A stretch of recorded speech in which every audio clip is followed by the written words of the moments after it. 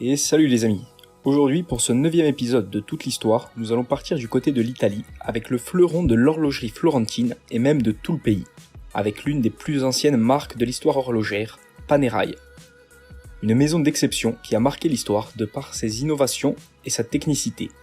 Une firme longtemps tournée vers un segment non commercial mais plutôt militaire avant de se développer dans le secteur du luxe. Cette firme italienne est avant tout une aventure familiale et son histoire débute donc à Florence en 1860 où Giovanni Panerai, son créateur, ouvre le premier magasin d'horloges de la ville. À cette époque, la boutique n'est alors qu'un détaillant d'horloges multimarques mais essentiellement suisse, monopole oblige.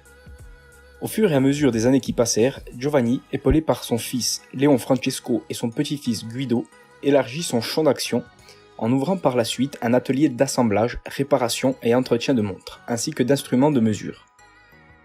Mais le créateur originel décéda en 1897, laissant derrière lui les bases d'une entreprise prospère à sa descendance. Panerai devint à cette époque le fournisseur officiel de la marine nationale italienne en livrant des chronographes bracelets de précision, dont certains mouvements sont modifiés afin de répondre aux spécificités techniques exigées par les militaires. Le début d'un très long partenariat avec ceux-ci. Et de même, l'atelier devint par la même occasion la première école horlogère de la ville. Au début des années 1900, la marque se diversifia dans la fabrication d'instruments d'optique tels que des lentilles destinées au ministère de la Défense. Les affaires vont bon train, et afin de se développer toujours plus, Guido, le petit-fils, édita des catalogues publicitaires tirés à des dizaines de milliers d'exemplaires qu'il envoyait aux magasins et clients éloignés, permettant de passer commande par correspondance. Autre collaboration avec les chemins de fer italiens où les cheminots recevaient une montre qui était payée par retenue sur salaire. Mais la plus grande avancée technologique à cette période est due grâce à Pierre et Marie Curie qui, en découvrant le radium en 1898, ont permis à l'officine italienne de rendre lumineux ces instruments, grâce au mélange de sulfure de zinc et de bromure de radium, créant ainsi la matière radiomire, brevetée en 1916. Cette innovation permettra notamment à la marine italienne de bénéficier de dispositifs adéquats à la mise à feu nocturne d'armes navales durant la Première Guerre mondiale, et au cours de laquelle Panerai fournira des milliers d'objectifs de fusils, canons et lance-torpilles. Après la guerre, la firme continua son commerce de manière régulière jusqu'en 1934 où Guido décédera en laissant donc l'affaire à ses enfants Giuseppe et Maria. Une année charnière pour la marque car la société est alors choisie pour concevoir une montre à destination du premier groupe submersible italien. De là débutera la conception d'une icône de Panerai avec la Radiomir, une montre bracelet mécanique dont les premières versions virent le jour en 1936 à seulement une dizaine d'exemplaires avec un diamètre de 47 mm. Les premiers modèles étaient à l'origine fabriqués à partir d'un boîtier et d'un mouvement réalisé et livré par un autre acteur horloger, la société Rolex. Comme quoi la Submariner n'était pas leur première montre professionnelle de plongée. De cette collaboration aboutit le design iconique et identifiable entre mille de Panerai avec son grand diamètre pour un boîtier de montre en forme coussin. Ce modèle est toujours produit de nos jours et a été réalisé dans de nombreuses variantes munies de diverses complications, tout en bénéficiant des nouvelles découvertes technologiques de l'officine. D'ailleurs, une version hommage a été produite en 1997 avec la référence PAM 021, qui remboîtait un mouvement Rolex mécanique dans un boîtier en platine et limité à 60 exemplaires. Mais c'est en 1938 que la production de masse, si l'on peut dire, fut lancée, après la modification par Panerai du cadran en créant un autre signe distinctif de la marque, avec un cadran sandwich, équipé de chiffres ayant reçu l'application de Radiomir, et placé sous le cadran permettant une excellente lisibilité sous l'eau. La montre était donc parée pour la Seconde Guerre mondiale qui s'avançait, et pendant laquelle l'officine conçut de nombreux produits comme des dispositifs à retardement, d'éclairage et de balisage lumineux, qui furent livrés à la marine italienne. Grâce à sa matière Radiomir, elle devint l'un des leaders dans les produits luminescents, fluorescents et phosphorescents. Et malgré la guerre, la firme continua tout de même à travailler sur ses montres en concevant un prototype de montre chronographe avec la Mare Nostrum, produit à seulement quelques exemplaires avant d'être produite en série des décennies plus tard. Elle commença aussi à travailler sur le système de pont à levier, renforçant l'étanchéité du boîtier et protégeant la couronne, qui sera appliquée sur un autre modèle iconique après la guerre.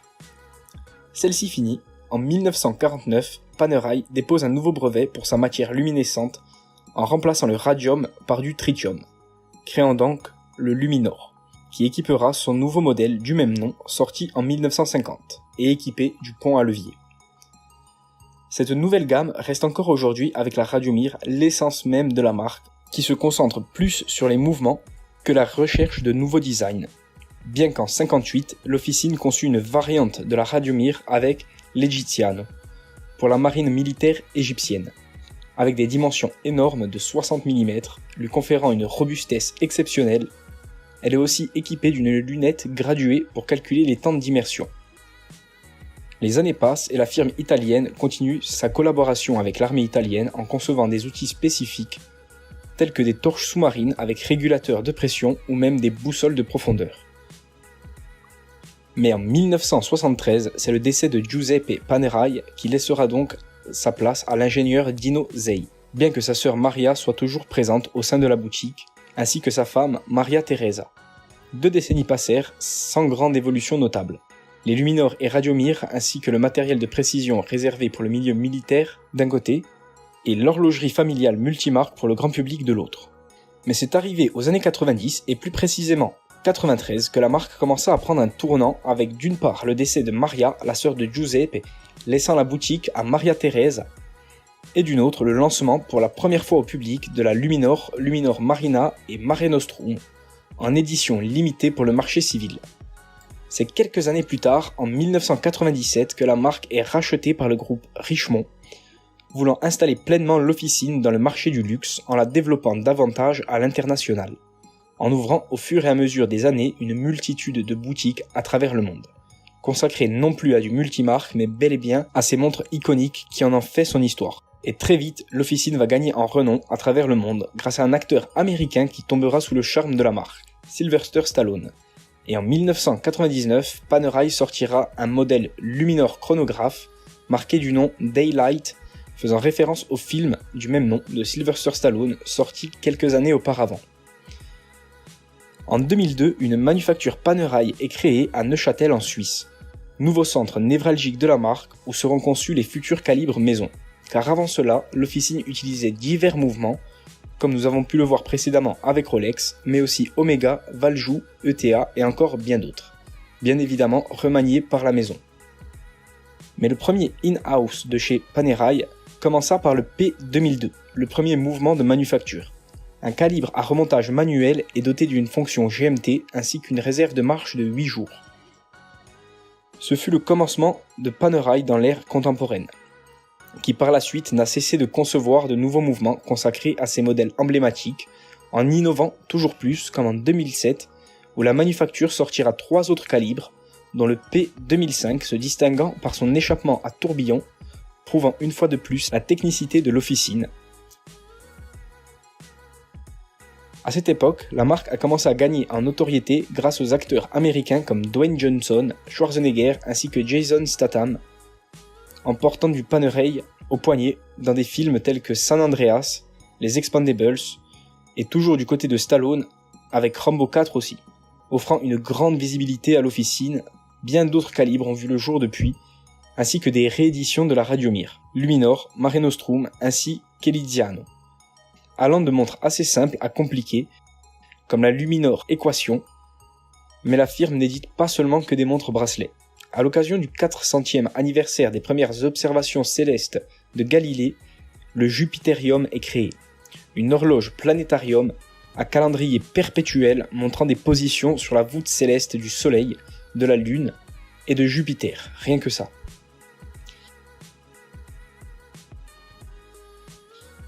Plus simple mais toujours aussi efficace, avec en 2011 la Luminor submersible Bronzo.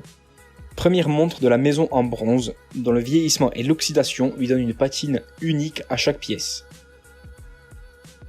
La prospérité de la marque, alors bien établie dans le domaine horloger, lui a permis en 2014 de s'étendre avec la création d'une nouvelle manufacture, toujours dans le canton de Neuchâtel.